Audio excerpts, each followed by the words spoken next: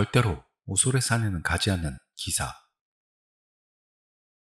투고자 차리코 하센님, 40대, 여성, 주부. 심령 스팟, 아오모리현, 무츠시, 오소레산. 昔の職場の同僚女性に聞いた話です。 옛날 직장 동료 여성분에게 들었던 이야기입니다. 그 여성은 도호쿠 지방 출신으로 정말로 진실한 분입니다. 그래서 이 이야기도 믿을 수 있을 거라 봅니다. 여성분의 친척 중 장거리 버스 기사인 남성분이 있다고 합니다. 그분을 가칭 A씨라고 하죠. 도호쿠의 모현과 치바현의 도쿄 디즈니랜드를 왕복하는 장거리 노선이었습니다. 거리가 길 뿐만 아니라 정체도 잦기 때문에 기사들 모두가 피하고 싶어하는 정말 어려운 그 노선을 A씨는 벌써 몇 년째 담당하고 있었다는 거죠. 덕분에 A씨의 몸을 걱정했던 가족이 노선을 바꾸도록 계속해서 A씨를 설득했지만 A씨는 막무가내로 그 노선 담당에서 빠지려고 하지 않았다는 겁니다. 그런 일이 계속되던 어느 해 연말의 일. 드디어 몸에 지장이 생긴 A씨는 쓰러지고 말았습니다. 담당자가 로테이션하는 다른 노선에 비해 디즈니랜드 노선은 A씨가 거의 홀로 담당하는 가혹함. 원래부터 무리가 있는 거라고 생각했던 가족은 어쩌면 A는 회사에서 왕따를 당하는 건 아닐까? 수상하게 생각해 거기서 친척 일동이 모여 서로 의논하게 되었던 거죠. 그런데 거기서 A씨 본인이 회사는 전혀 나쁘지 않아. 오히려 내가 희망해서 그렇게 하고 있는 거야. 라고 말했습니다. 몸을 망쳐가면서까지 그 노선을 계속할 바에는 다른 노선으로 바꿔달라고 청원하면 될걸. 하며 친척 모두가 A씨를 설득하며 다그치자 결국 A씨는 싫어! 싫다고! 하며 외치듯 반복하기만 할 뿐이었습니다.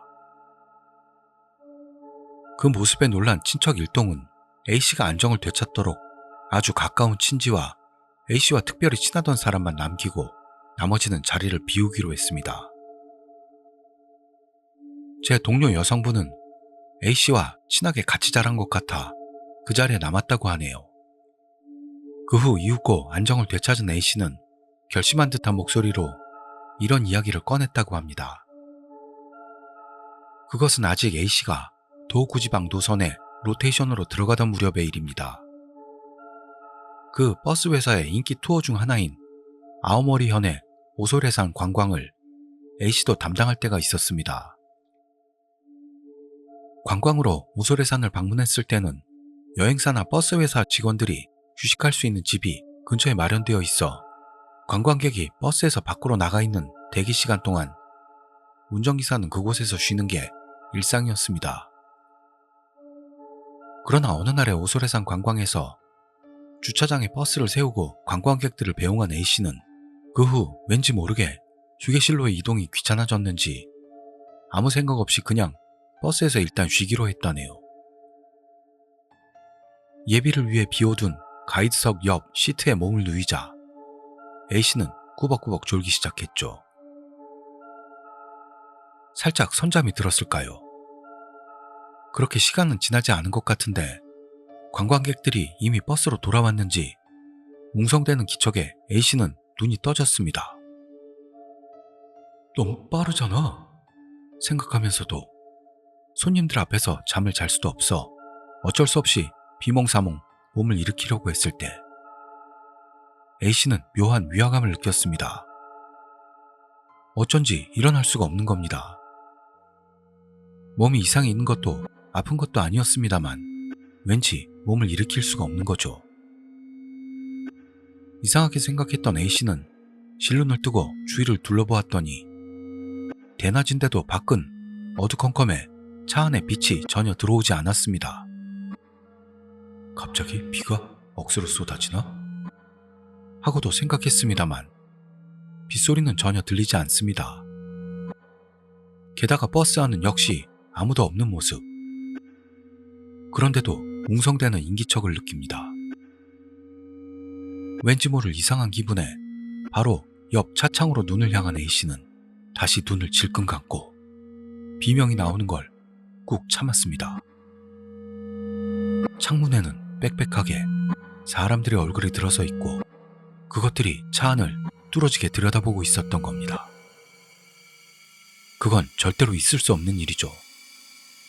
버스 창문은 높아서 그렇게 차 안을 들여다보려면 사다리나 발판이 필요하기 때문입니다.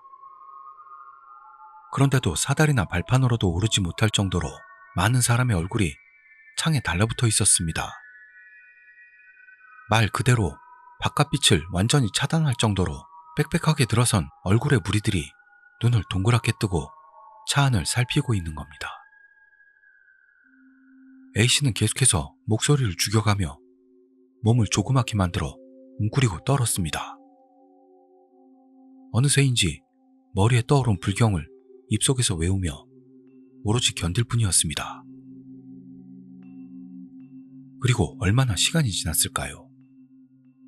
A씨는 조심조심 눈을 뜨고 쳐다봤는데 언제 돌아왔는지 거기에는 버스 가이드의 모습이 있었습니다. 그걸 본 A씨는 안심하기보다는 먼저 아까까지 자기가 봤던 건 뭐였는지 한동안 멍한 채 있다가 몽롱한 의식으로 가이드에게 시간을 물어봤더니 관광객들이 버스를 나간 지 30분도 지나지 않았었다고 합니다. 밖은 아까까지와 마찬가지로 쾌청했고 차 안에는 강한 햇빛이 들어오고 있었습니다. 아무래도 자신이 겪었던 일이 믿어지지 않아 석연치 않은 채 오소레산을 내려와 회사로 돌아온 A씨는 버스 세차할 때 차체를 확인하고 다시 얼어붙었습니다. 버스 창에는 밖에서 묻은 진흙 같은 손자국이 다닥다닥 묻어 있었다고 합니다. 너무 섬뜩하게 생각된 A씨는 그 경험을 말해도 어차피 믿지 않을 거라 생각하면서도 다른 운전기사에게 말해봤습니다. 그러자 너야? 라며 오래 운전했던 기사들은 모두 하나같이 그렇게 말했다는 겁니다. 오소레산 노선을 담당하는 기사들한테는 가끔씩 있는 일이야. 하며 모두가 포기한 것처럼 말했다고요. 다시는 그런 공포는 맛보고 싶지 않아. 그렇게 생각한 A씨는 오소레산 관광이 있는 도호쿠 노선 로테이션에서 빠지겠다고 했고 솔선해서 디즈니랜드 노선 담당 고정이 되었다고 합니다. 그 말을 들은 친척들도 A씨의 마음을 헤아린 것 같아 노선 변경에 대한 설득은 포기하게 되었다고 합니다. 그 후 A씨는 버스 회사를 이직하고 지금은 다른 업종에서 운전기사를 하고 있다고 합니다. 저에게 이 이야기를 해줬던 동료 여성분은 마지막으로 이렇게 말했습니다. A의 이야기 그 자체도 무서웠는데 제일 무서웠던 건 싫어, 싫다고 소리치던 A의 모습이었어. 그 흐트러진 모습은 평소에 A씨에게선 상상도 할 수 없는 마치 뭔가에 홀린 모습 같았다고요. 다리 밑에서 투고자 후지야마 타로님 30대 여성 주부 심령 스팟 아오모리현 아오모리시 조가쿠라 대교 数年前まで私は青森県青森市で大学生活を送っていまし 몇 た。 년 전까지 저는 아오모리현 아오모리시에서 대학 생활을 보내고 있었습니다. 원래부터 아오모리현에는 심령 스팟이 많이 존재한다는 건 소문으로 익히 알고는 있었는데 발을 들여놓은 적은 한 번도 없었습니다. 그것은 드디어 늦더위도 지나가고 단풍의 계절이 가까워질 무렵이었습니다. 대학 친구들과 외식할 때 아오모리 시내에 있는 조가쿠라 대교에서 보이는 단풍이 막 절경을 펼칠 때라고 화제가 되었습니다. 관광지로 유명한 달이라서 지금 계절은 관광객들의 차로 혼잡하지는 않을까 하는 우려도 있었습니다만 우선은 친구 몇 명이서 가보기로 했습니다. 조가쿠라 대교로 향하던 중 핸드폰으로 다리 정보를 조사하는데 심령 스팟이라는 글자가 자꾸만 눈에 띕니다. 122m나 되는 높이를 자랑하는 조가쿠라 대교에서는 스스로 몸을 던진 사람들도 적지 않은 모양으로 다리에서 아래를 내려다보면 자살자의 홀령이 끌고 간다는 소문도 있고, 밤에 조가쿠라 대교는 지역 사람들도 꺼려한다는 것. 그런 정보가 인터넷상에서 속속 발견됩니다만, 그런 흔한 심령 소재는 신경도 쓰지 않고 조가쿠라 대교의 주차장 안내 페이지를 열고 눈으로 보고 있자 불안한 얼굴의 A짱이 화면을 들여다봤습니다. 아무래도 살짝 영감이 있다는 A짱은 심령 스팟이라고 나열된 글씨에 조금 긴장하는 것 같았죠. 그러나 A짱이 바라는 분위기와는 달리 차 안은 그런 불온한 공기를 날려버릴 정도로 달아올랐고, 순식간에 차는 목적지인 조가쿠라 대교에 도착해버렸습니다. 시간적으로 관광객도 적은 것 같고, 이 정도면 천천히 단풍을 즐길 수 있다고 의기양양하게 차에서 내리려고 하는데, 역시 내키지 않는 얼굴을 한 A짱이 우울한 듯 겉옷을 걸치고 있었습니다. 조금 전과 안색에는 변화가 없이 어딘가 불안한 느낌의 A짱이었습니다만, 차 안에 혼자 남기보다는 친구들과 가을의 절경을 즐기는 게 좋다고 생각하는 것 같았죠. 차를 세운 주차장에서 조가쿠라 대교까지는 걸어서 바로입니다. 지나치는 관광객들은 모두 저마다 만족한 감상을 드러놓고 있어 그 기대치는 점점 올라가고 있었습니다. 다리에 발을 들이기 전부터 그 웅대한 경치에 압도되어 그대로 다리 한가운데까지 갔더니, 거기에 펼쳐져 있던 건 360도로 보이는 빨갛게 물든 단풍이었고, 그것은 감동마저 느끼게 하는 광경이었습니다. 웅장한 경관에 모두 흥분해 각자 핸드폰으로 사진과 동영상을 촬영하던 중, 그 A짱만은 촬영도 하지 않고 휘청휘청 다리 난간으로 다가갔습니다. 뭔가 이상하다는 생각이 들어 말을 걸어보았습니다만, 분명히 평소와는 다른 모습으로 허탈한 표정으로 천천히 다리 난간을 향해 걸어가는 겁니다. 누구의 물음에도 대답은 하지 않고 난간 앞에까지 가더니 A짱은 오른팔을 천천히 하늘로 뻗는가 하더니 목만 다리 아래를 깊숙이 들여다보는 것 같은 자세가 된 것입니다. 너무나 당연하다는 듯 다리 아래를 들여다보는 동작에 모두가 초조해져 순간적으로 모두 A짱의 손이나 몸을 잡고 있는 힘껏 잡아당겼습니다. 그렇지만 모두 함께 힘을 합쳐도 좀처럼 A짱의 몸을 움직일 수가 없었습니다.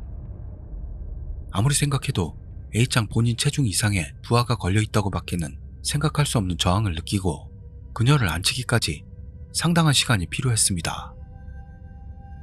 그동안에도 A짱의 눈은 반쯤 떠져 있고, 게다가 뭔가를 중얼거리는 그녀의 모습을 보고 우리는 공포에 질린 나머지 서둘러 귀가하기로 했죠. 그날은 만약을 위해 친구 몇 명이 같이 A짱의 집에서 하루 머물면서 밤을 새웠습니다. 다음날 눈을 뜬 A짱의 모습은 상당히 안정이 된 모습 같았습니다. A짱에게 전날의 일을 물어봤더니 조가쿠라 대교로 향하는 주차장에 도착할 때까지는 기억이 있는데 그 이후의 기억이 전무하다는 것이었습니다. 그 말에 모두 아연실색하고 있자 갑자기 A짱은 뭔가가 떠올랐다는 듯 새파란 얼굴로 변하더니 자기 왼팔을 내밀었던 겁니다. 조심조심 그 왼팔에 옷깃을 걷었더니 거기에는 누군가에게 강한 힘으로 잡힌 것 같은 손가락 자국이 남아 있었습니다. 떨림이 멈추지 않는 A짱은 서서히 기억이 돌아왔는지 겁에 질린 목소리로 단편적으로 생각난 걸 알려주었습니다. 캄캄한 어둠 속에서 난간 아래에 있던 피투성이의 중년 남자가 자기 팔을 계속해서 잡아당기고 있었다고요. 끝나지 않는 S자 커브길. 투고자 히나타 치나츠님, 30대 여성 학원 강사. 체험 장소 아오모리현 HC 해변도로. これは私が8年前の夏に体験した出来事です。 이것은 제가 8년 전 여름에 겪었던 사건입니다. 그날 저는 직장 동료들과 바베큐를 하러 아오모리현 HC에 있는 해변 캠핑장에 갔습니다. 한바탕 식사를 끝마친 뒤에는 불꽃놀이도 하고 일부는 술도 마시고 즐거운 시간을 보냈죠. 차로 갔기 때문에 술은 마시지 않았던 저도 주변 분위기에 이끌려 꽤 신이 났던 것 같습니다. 그러자 갑자기 여름이라면 무서운 이야기지. 하고 동료 중 하나가 말했습니다. 분위기도 최고조를 맞은 연회장에서 반대할 사람도 있을 리 없고 한 사람씩 돌아가며 자신만의 무서운 이야기를 선보이게 됐습니다. 제가 선보인 건 끝나지 않는 S자 커브길이라는 현지에서는 도시전설 같은 이야기입니다만 출처는 전혀 불명이죠. 우리가 왔던 해안을 따라 달리는 도로에서 차로 도심지 쪽으로 가는 도중에 오르막 S자 커브가 몇 번 계속되는 길이 있습니다. S자 커브길 앞에는 건널목이 있고 건널목을 넘어가면 거기에는 주택가가 펼쳐져 있는데요. 심야 어느 시간에 그 S자 커브길을 지나면 몇 번을 그 커브길을 빠져나가도 다음 S자 커브길이 나타나는 바람에 영원히 건널목에 도달할 수 없다는 2차원 루프. 그런 내용의 이야기입니다. 지역에서는 비교적 알려진 이야기라 재미는 기대하지 않았는데 술이 들어간 효과도 있었는지 동료들은 재미있다는 듯 이야기를 들어주었습니다.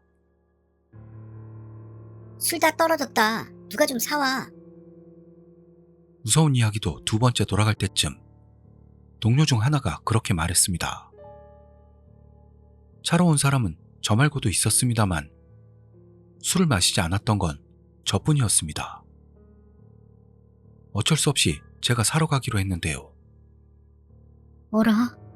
S자 커브길을 지나야만 하잖아. 너무 무섭다고. 괜찮아. 아직 그런 시간도 아니야. 끝나지 않는 S자 커브길이 나타나는 시간은 자정이나 새벽 2시. 여러 가지 썰이 있습니다만 그때는 아직 11시를 넘겼을 뿐. 진짜로 무서워서 안 가면 정말로 흥이 깨지겠다 싶어 저는 마지못해 차에 올랐죠. 하지만 역시나 무서워서 저는 핸드폰 스피커 기능을 켜고 운전 중에도 모두와 통화하면서 가기로 했던 겁니다. 그러자 약 5분 정도 차를 달렸을 때였습니다. 곧 그 S자 커브길이 나타날 때쯤에서 전화 너머에서 크게 웃는 소리가 들려왔습니다. 저와의 통화를 잊어버릴 정도로 재밌는 일이 있었는지 제가 말을 걸어도 아무도 대답해주지 않습니다. 하물며 갑자기 전화가 끊어지고 만 거죠. 실화냐? 초조한 저를 그냥 둔 채 그대로 그 S자 커브길이 눈앞으로 다가왔습니다. 커브가 몇 번 있었지? 그렇게 생각하면서 첫 번째, 두 번째 하고 세면서 가는데 5번? 6번? 뭐야? 이렇게 많았나? 이상하잖아. 커브를 10번 정도 통과한 시점에서 더 이상 셀 여유 같은 건 사라졌습니다. 가로등도 없는 달빛만인 도로에는 제 차의 전조등만이 의지됩니다. 커브 앞쪽으로는 전혀 알 수가 없습니다. 게다가 2대의 차가 겨우 스쳐 지나갈 만한 도로폭으로 유턴도 할 수 없어서 저는 반은 울면서 계속 S자 커브길을 달렸습니다. 대체 얼마나 달렸을 때쯤일까요? 갑자기 핸드폰이 울렸습니다. 야, 언제 올 거야?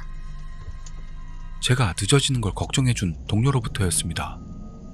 에? 왜냐하면 커브길이 그때 겨우 눈앞에 건널목이 보여왔습니다. 차 안의 시계는 12시 1분. 아무래도 저는 드디어 끝나지 않는 S자 커브길에서 해방된 것 같았습니다. 나중에 저 말고도 끝나지 않는 S자 커브길 경험자는 없는지 친구나 지인에게 마구 물어보고 다녔습니다. 어떻게 해서든 누군가 믿어주는 사람에게 저의 체험담을 이야기하고 싶었던 겁니다. 그 결과 체험했던 사람은 찾지 못했습니다만 체험자의 이야기를 들었던 사람을 찾을 수 있었습니다. 그 사람에게서 자세한 이야기를 들어봤더니 그 체험자와 제 체험 사이에는 어떤 공통점이 있다는 걸 알 수 있었던 겁니다. 실제로 체험하기 직전 그 체험자도 저와 마찬가지로 그 S자 커브길 이야기를 누군가에게 했다고 합니다. 저도 동료들 앞에서 끝나지 않는 S자 커브길 이야기를 풀어놓은 직후의 사건이었죠. 다만 그 뒤로도 다른 사람으로부터 이야기를 듣고 계속해서 조사하던 사이에 거기에 따르는 조건도 있는 것 같은데 일부러 무서운 이야기를 하고 가더라도 아무 일도 일어나지 않는다 라는 겁니다. 담력시험 같은 형태로 지금부터 가보자는 걸 전제로 이야기해도 아무런 효과도 없다는데요.